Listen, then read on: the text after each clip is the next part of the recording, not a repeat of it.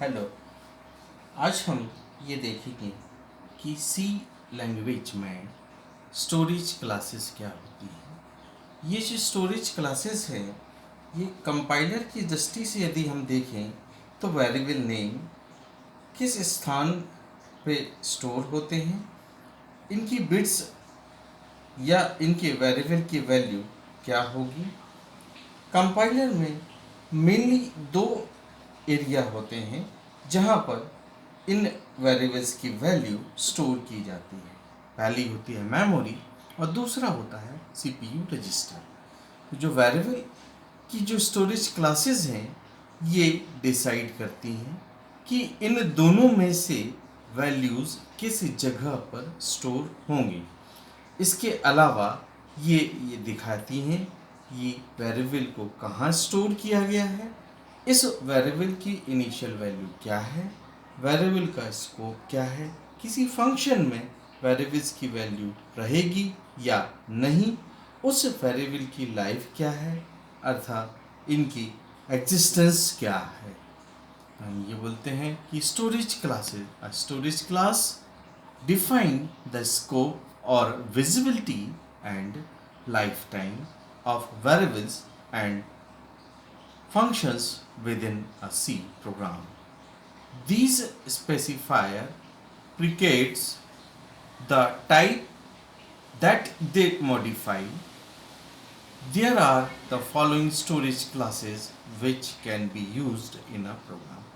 C language में सामान्यतः चार प्रकार की स्टोरेज क्लासेस यूज होती हैं: ऑटो, रजिस्टर, स्टैटिक और एक्सटर्नल। यहाँ यदि हम ऑटो स्टोरेज क्लास की ओर देखें, the auto storage class is the default storage class for all local variables.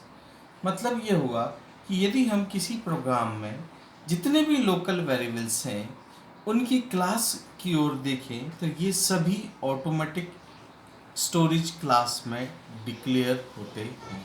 For example आप देखिए, दो वेरिएबल हमने लिए हुए हैं। ये दो वेरिएबल्स आप देखिए, इंटीजर एक वेरिएबल लिखा हुआ है mount and auto integer mount, ये दोनों सेम हैं। The example above define two variables with the same storage class. Auto can only be used within a functions that is a local variable. अतः इसमें ही हम देखें कि जो स्टोरेज क्लास है, इसमें किसी भी वेरिएबल की वैल्यू हम प्रिडिक्ट नहीं कर सकते। इनकी जो वैल्यू है वे ये वैल्यू गार्बेज वैल्यू ही स्टोर होती है। जिस ब्लॉक में वेरिएबल डिफाइन किया गया है उसका स्कोप केवल उसी ब्लॉक तक होता है।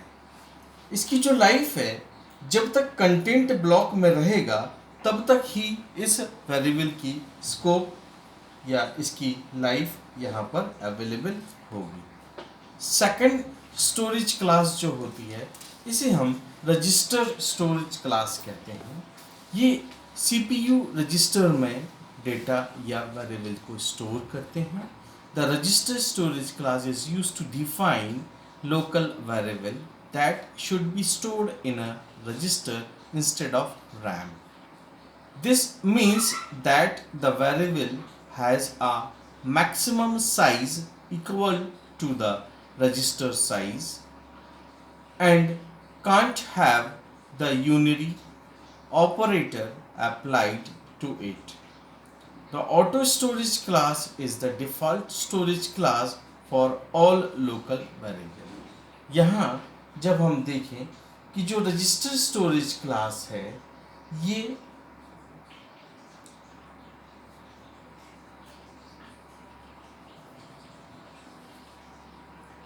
एक वेरिएबल का प्रयोग से कई स्थानों में यदि किया जाए तो अच्छा है कि वो storage class register storage class में डिक्लेयर किया जाए।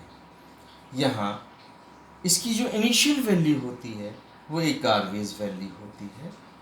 वह ब्लॉक जिसमें वेरिएबल को डिफाइन किया है वही इसका स्कोप होता है, और इसकी जो लाइफ है, जब तक कि कंट्रोल या ब्लॉक जिसमें वेरिएबल को डिफाइन किया गया है वहीं तक इसमें रहती है। इसको कीवर्ड रजिस्टर के थ्रू हम लिखते हैं। The register should only be used for variable that require quick access such as counters. It should also be noted that defining register does not mean that the variable will be stored in a register. It means that it might be stored in a register depending on hardware and implementation restrictions. ये register variable CPU register में जाकर store होते हैं जो कि programme के execution की speed को फास्ट करते हैं। नेक्स्ट जो third static variable static storage class होती है। Static storage class instruct the compiler to keep a local variable in existence during the lifetime of the program instead of creating and destroying it each time it comes into and goes out of scope. Therefore, making local variable static allows them to maintain their values between function call. Static storage class में compiler ये instruct करता है कि जो variable use हो रहे हैं इनकी जो लाइफ है वो लाइफ टाइम तक जब तक कि प्रोग्राम एग्जीक्यूट हो रहा है तब तक ये चलें और जब तक ये इसको उनको डिस्ट्रॉय नहीं करते जब तक प्रोग्राम एग्जीक्यूट हो रहा है। इसका जो स्कोप है वो डिसाइड करता है कि प्रोग्राम एग्जीक्यूशन में ये काम करें। Therefore, making local variable static, अतः हम इन लोकल वेरिएबल को स्टैटिक बनाकर प्रोग्राम में और फंक्शन कॉल में इसका यूज कर सकते हैं। स्टैटिक मॉडिफायर जो होते हैं वो ग्लोबल वेरिएबल पे भी प्रयोग किए जा सकते हैं। Then the static modifier may also be applied to global variables. When this is done it cause the variables scope to be restricted to the file in which it is declared. जैसे ही ये file declare होती है तभी ये अपने variables को क्या करते हैं यहाँ पे डिक्लेयर कर देते हैं। In C programming when static is used on a class data member it causes only one copy of the member to be shared by all object of this class. For example जब हम देखें छोटा सा programme है, आप देखिए एक function हमने डिक्लेयर किया हुआ है। इस फंक्शन के अंदर एक वेरिएबल हमने डिक्लेयर किया है स्टैटिक इंटीजर काउंट जिसकी इनिशियल वैल्यू 5 है जो कि एक ग्लोबल वेरिएबल को डिक्लेयर करता है।